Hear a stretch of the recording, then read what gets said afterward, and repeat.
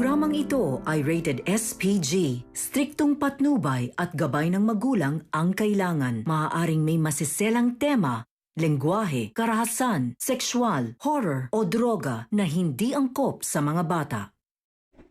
Ano ang gagawin ni Robert ngayong nahuli siya ni Lynette? Mabuo pa kaya ang inaasam ni Annalyn na muli silang magkabalikan?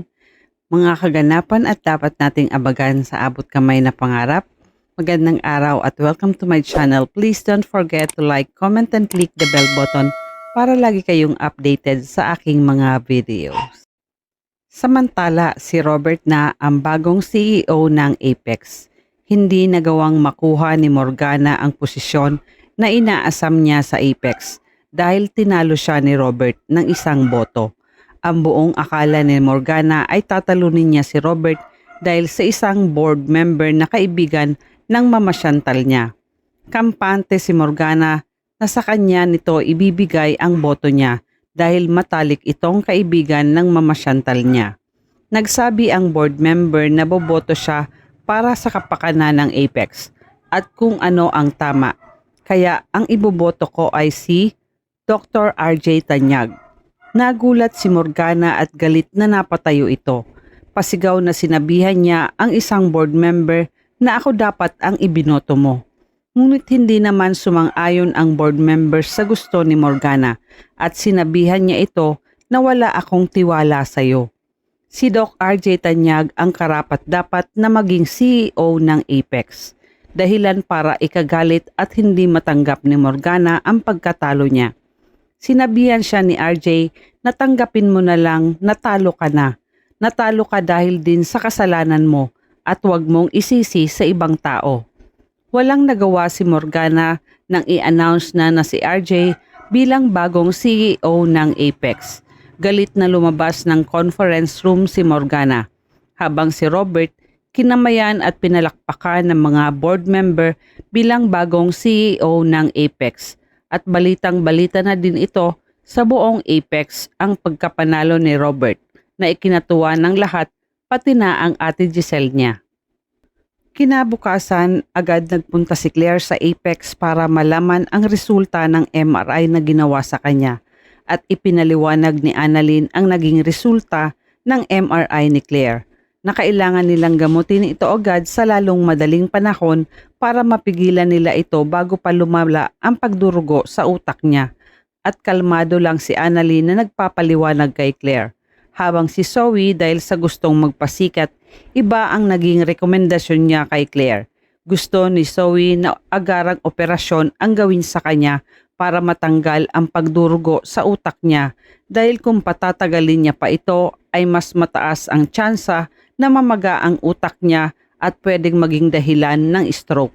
Dagdag pa ni Zoe na mas mabilis siyang gumaling kapag nagpa-opera siya.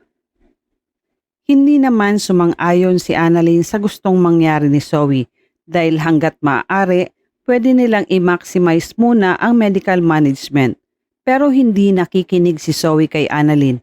Pinagpipilitan pa rin ni Zoe na oras ang mahalaga para kay Miss Claire.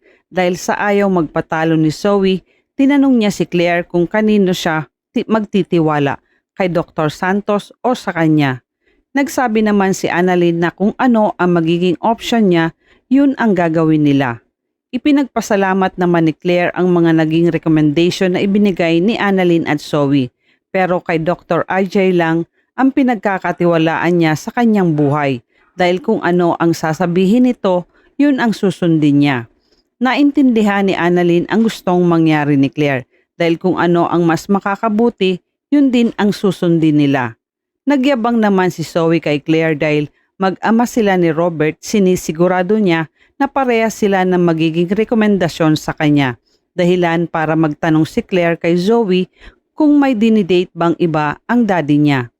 Ipinarinig ni Zoe kay Annalyn na deserve ng daddy nila ang katulad ni Miss Claire, yung may breeding. Kaya naman ikinatuwa ito ni Claire at nagustuhan niya si Zoe, habang si Annalyn ay napapailing na lang sa mga sinabi ni Zoe.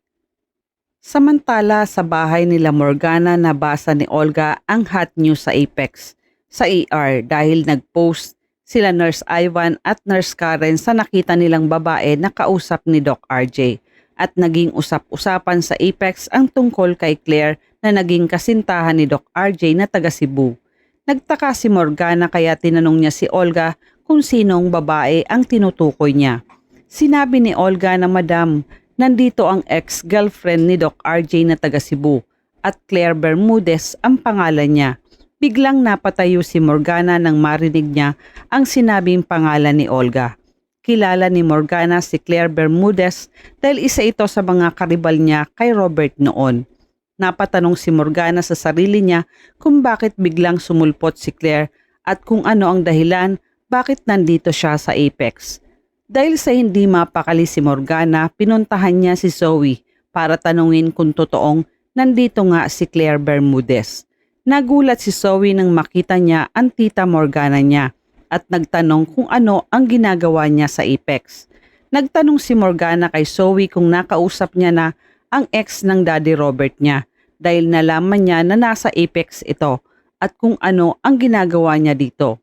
Ipinagtaka naman ni Zoe ang naging tanong ni Morgana kung kaya't naitanong niya kay Morgana kung bakit siya apektado dahil sa pagkakaalam ng Daddy Robert niya ay patay na si Moira at ikaw na si Morgana ngayon at hindi ka dapat maging concerned sa life niya.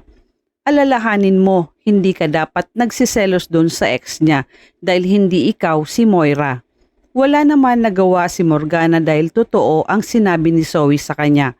Wala siyang karapatan magselos dahil iba na ang katauhan niya. Samantala, binisita ni Claire ang driver niya na nadamay sa nangyaring pagsabog. Naawa si Claire sa kalagayan nito dahil tuluyan na itong naputulan ng paa. At habang pinagmamasdan ni Claire ang driver niya, napapaluha siya dahil sa awa. Hindi maalis sa sarili ni Claire, nasisihi niya ang sarili niya dahil kasama niya ito sa meeting upang ipag-drive siya. Ipinagpapasalamat na lang ni Claire at nabuhay ito. Yun nga lang ay nawalan siya ng mga paa.